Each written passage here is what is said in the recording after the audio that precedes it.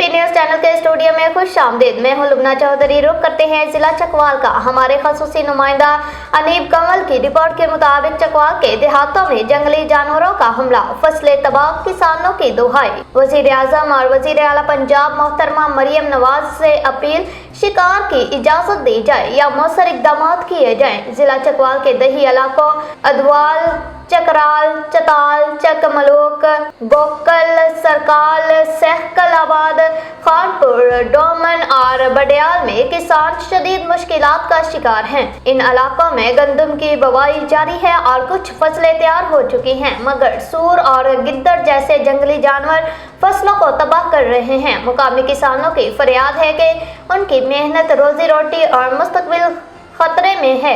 ये जानवर न सिर्फ फसलें बर्बाद कर रहे हैं बल्कि इंसानी जानों और मवेशियों के लिए भी खतरा बन चुके हैं।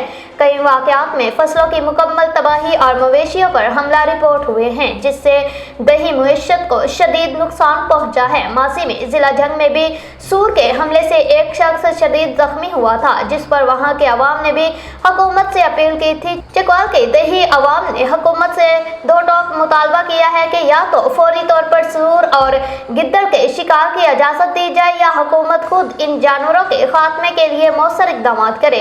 ये इकदाम न सिर्फ गरीब किसानों की फसलों को बचाएंगे बल्कि देहाती अवाम की जान माल को भी महफूज बनाएंगे।